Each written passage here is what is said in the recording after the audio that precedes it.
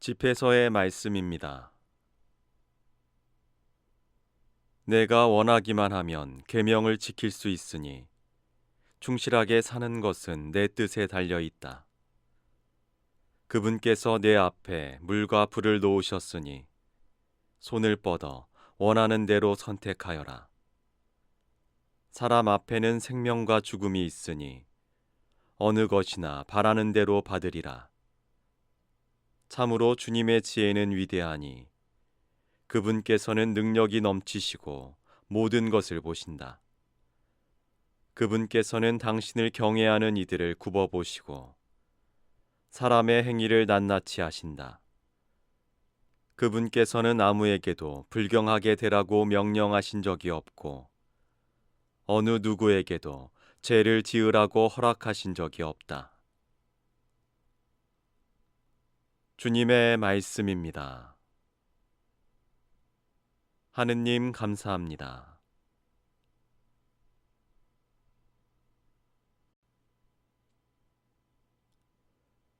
사도 바오로의 코린토 1서 말씀입니다. 형제 여러분, 성숙한 이들 가운데에서는 우리도 지혜를 말합니다. 그러나 그 지혜는 이 세상의 것도 아니고 파멸하게 되어 있는 이 세상 우두머리들의 것도 아닙니다. 우리는 하느님의 신비롭고 또 감추어져 있던 지혜를 말합니다.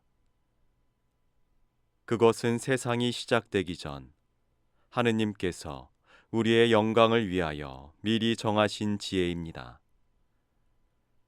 이 세상 우두머리들은 아무도 그 지혜를 깨닫지 못하였습니다. 그들이 깨달았더라면 영광의 주님을 십자가에 못 박지 않았을 것입니다. 그러나 성경에 기록된 그대로 되었습니다. 어떠한 눈도 본 적이 없고 어떠한 귀도 들은 적이 없으며 사람의 마음에도 떠오른 적이 없는 것들을 하느님께서는 당신을 사랑하는 이들을 위하여 마련해 두셨다. 하느님께서는 성령을 통하여 그것들을 바로 우리에게 계시해 주셨습니다. 성령께서는 모든 것을 그리고 하느님의 깊은 비밀까지도 통찰하십니다. 주님의 말씀입니다. 하느님 감사합니다.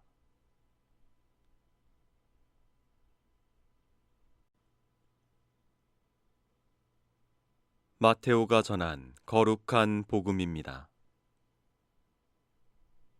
그때 예수님께서 제자들에게 말씀하셨다. 내가 율법이나 예언서들을 폐지하러 온 줄로 생각하지 마라. 폐지하러 온 것이 아니라 오히려 완성하러 왔다. 내가 진실로 너희에게 말한다. 하늘과 땅이 없어지기 전에는 모든 것이 이루어질 때까지 율법에서 한자 한 획도 없어지지 않을 것이다.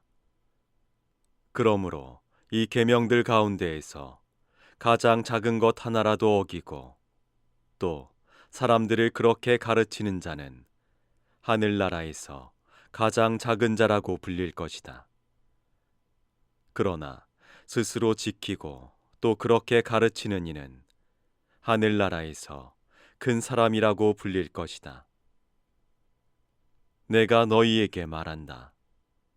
너희의 의로움이 율법 학자들과 바리사이들의 의로움을 능가하지 않으면 결코 하늘나라에 들어가지 못할 것이다. 살인해서는 안 된다. 살인한 자는 재판에 넘겨진다고 옛사람들에게 이르신 말씀을 너희는 들었다. 그러나 나는 너희에게 말한다. 자기 형제에게 성을 내는 자는 누구나 재판에 넘겨질 것이다. 그리고 자기 형제에게 바보라고 하는 자는 최고 의회에 넘겨지고 멍청이라고 하는 자는 불붙는 지옥에 넘겨질 것이다. 그러므로 내가 제단에 예물을 바치려고 하다가 거기에서 형제가 너에게 원망을 품고 있는 것이 생각나거든 예물을 거기 제단 앞에 놓아두고 물러가 먼저 그 형제와 화해하여라. 그런 다음에 돌아와서 예물을 바쳐라. 너를 고소한 자와 함께 법정으로 가는 도중에 얼른 타협하여라. 그러지 않으면 고소한 자가 너를 재판관에게 넘기고 재판관은 너를 형리에게 넘겨 내가 감옥에 갇힐 것이다. 내가 진실로 너희에게 말한다. 내가 마지막 한 입까지 갚기 전에는 결코 거기에서 나오지 못할 것이다. 간음해서는 안 된다고 이르신 말씀을 너희는 들었다. 그러나 나는 너희에게 말한다. 음욕을 품고 여자를 바라보는 자는 누구나 이미 마음으로 그 여자와 간음한 것이다. 내 오른 눈이 너를 채짓게 하거든 그것을 빼어 던져버려라.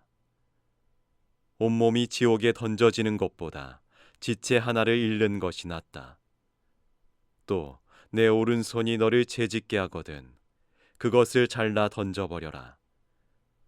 온몸이 지옥에 던져지는 것보다 지체 하나를 잃는 것이 낫다.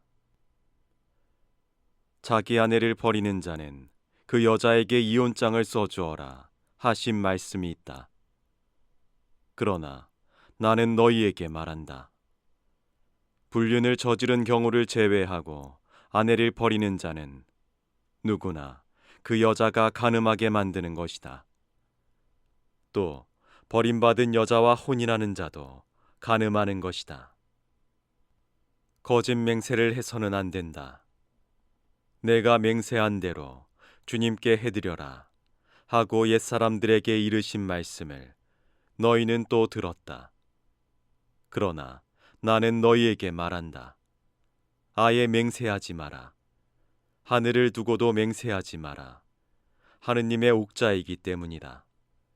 땅을 두고도 맹세하지 마라. 그분의 발판이기 때문이다. 예루살렘을 두고도 맹세하지 마라.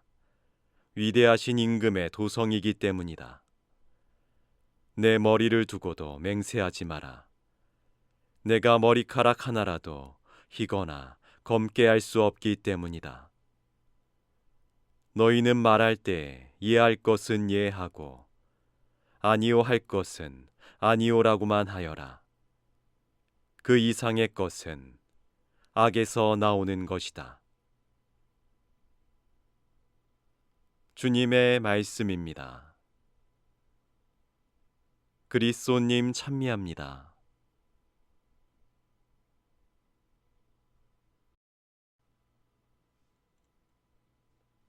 오늘의 묵상. 고속도로를 달리던 초보 운전자가 있었습니다.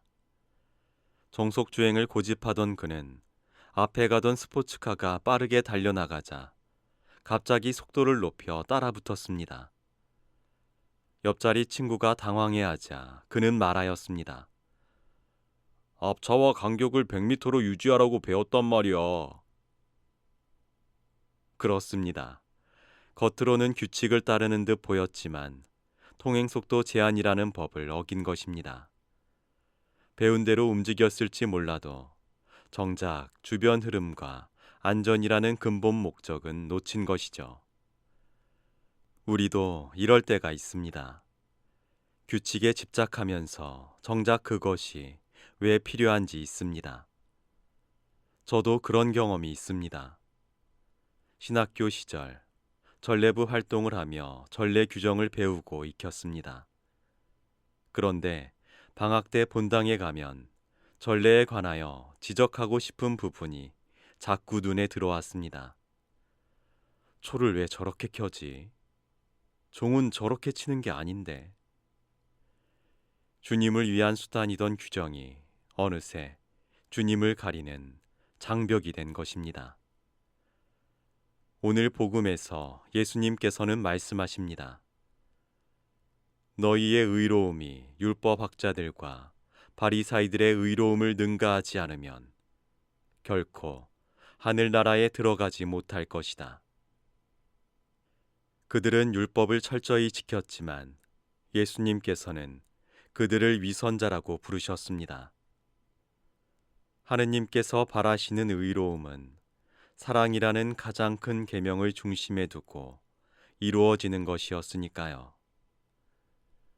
차량 간 거리를 지키려다 과속한 운전자처럼 형식에만 얽매이면 더 본질적인 계명을 놓치게 됩니다. 모든 규정은 하느님과 이웃을 사랑하기 위한 것입니다.